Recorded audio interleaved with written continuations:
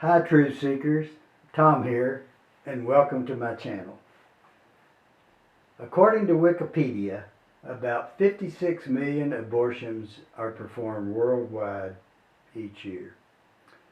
In the U.S., Christianity, particularly Catholics and Baptists, strongly oppose abortion rights. The core issue in the abortion debate should be the question of when life begins, but it's not. Abortions are conducted with the understanding that human life doesn't actually begin until the fetus is able to survive outside the womb. This takes place at 28-week gestation. Abortions after 28 weeks happen, but they are very limited and closely scrutinized.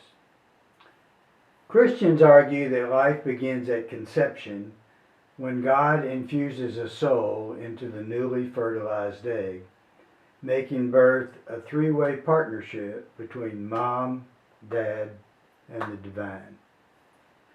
The soul is the agency that adds mobility and cognition to the fertilized egg, which is otherwise a meaningless mass of flesh. In the doctrine, the soul separates from the body at death and finds home in the afterlife, while the body succumbs to decay on earth. Then, at some nebulous point in time, called the end of time, a new resurrected body will emerge and reunite in the heavens with its earthly partner soul, whereupon the two will live eternally in a warm, squishy life in the arms of a loving Father. Unless, that is, in the earthly life the two once knew did not meet the Father's standards, in which case warm and squishy takes a backseat to suffering. Soul doctrine is pure nonsense, for it doesn't account for those situations when there is no soul-body separation at death. And it happens.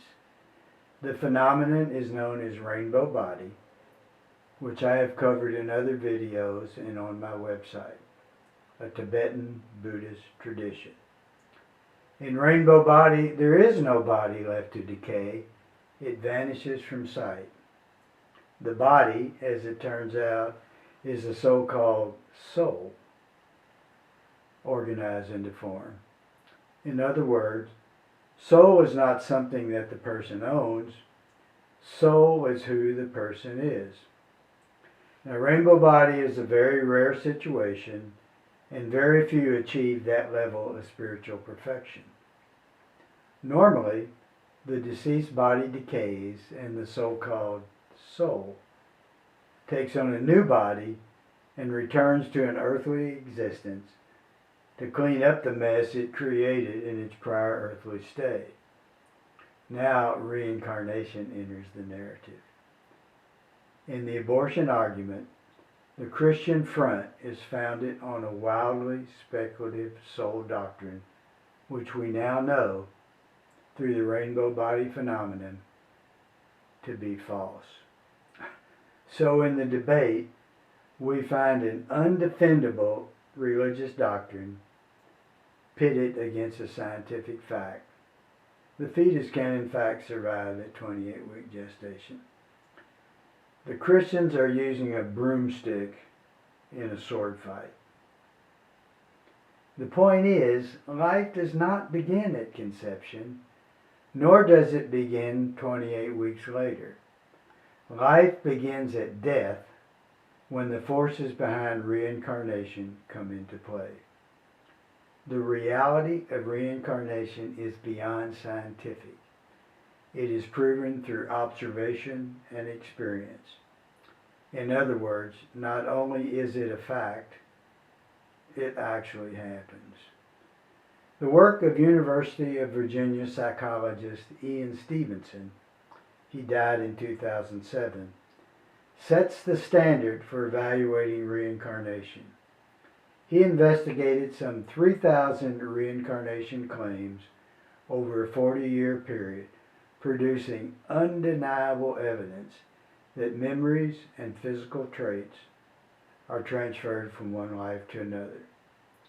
Meticulous in approach, he required independent verification of even the most trivial claims made by children before acceptance.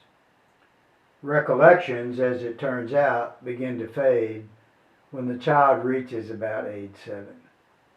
Edgar Cayce, he died in 1945, was a modern-day clairvoyant known as the Silent Prophet. He had the ability to peer into the past lives of patients who came to him for help for medical issues that could not be resolved by conventional medicine. The case of Jeffrey Keane, the incarnate of Confederate General John B. Gordon, is well known from trusted internet sources, as is the story of James B. Leninger, the reincarnate of World War II pilot James Houston, who was killed at Iwo Jima after taking on Japanese artillery. Leninger's story was aired in 2004 on ABC Prime Time. And of course, reincarnation in the Tibetan Buddhist Dalai Lama lineage is legendary. The search for the 14th Dalai Lama, the current one, following the death of the 13th, is summarized in my book, Christianity's Dirty Little Secrets. I find it interesting how the 3-year-old 14th told his mentors where they could find the 13th's false teeth. Reincarnation is a game changer in the abortion debate, for it gives new meaning to life, and when it really begins, it never ends. Of course, an investment in reincarnation requires a divestment in foundational soul doctrine, and thus a complete dismantling of Christianity as we know it today. But with 56 million annual lives hanging in the balance, it sure sounds like a good trade to me, especially since we know proof positive that the sacrosanct words of Genesis 3:19, "To dust you shall return," are false in the first place. If you're not sure about reincarnation, you owe it to yourself to find out, and then demand change. Millions of innocent lives are at stake. There are already too many bloody hands involved. Don't add yours to the list.